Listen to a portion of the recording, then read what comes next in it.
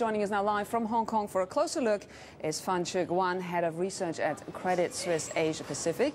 Thank you very much for coming on the show.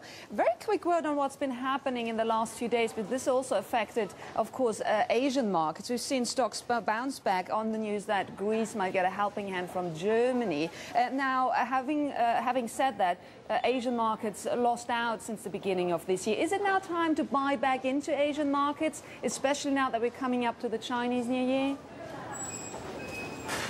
Okay, with the MSCI Asia ex-Japan down by 8% on year-to-date basis, we start to see the risk-reward profile for the Asian equity market become more compelling. We regard the current market correction as a temporary risk reduction, but the first quarter correction create very good opportunities for long-term investors to add their strategic position to Asian equities.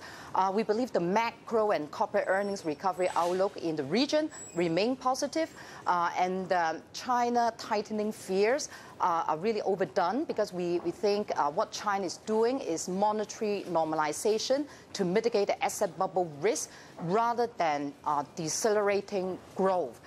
So we continue to advise investors to take this opportunity with the market pullback to add their strategic equity position in Asia. Now, interesting that you mentioned here China. Of course, everybody, as you said, worried about tightening and liquidity being pulled out. But we've seen China's export bouncing back very strongly in January, up 21%. That should make those calls for a revaluation, for an appreciation of the Chinese currency much louder now. But I want to caution investors to be careful in interpreting the January trade figures in China because the Chinese New Year holiday normally fall in January and February, and this make the comparison base for the January import and export data not very comparable. But the overall trend of the China export recovery remain on track. But I would suggest investors not to overinterpret the 85% surge in the Chinese import and the 21% export growth because the base effect may have distorted the trade data. And we also expect the export recovery in China to start to decelerate going into the second half of 2010 because of the low base effect being levering off.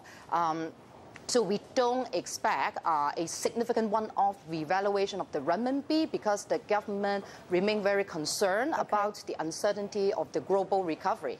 So very quickly now, Chinese New Year coming up, Year of the Tiger. What are your investment strategies, your recommendations? Okay, when we enter the Year of the Tiger, we remain constructive on the outlook of the Asian and China equity market because the underlying fundamentals remain positive. So we continue to advise investors to stay overweight on China, Hong Kong, Taiwan, and Korea. These are our favorite market in Asia.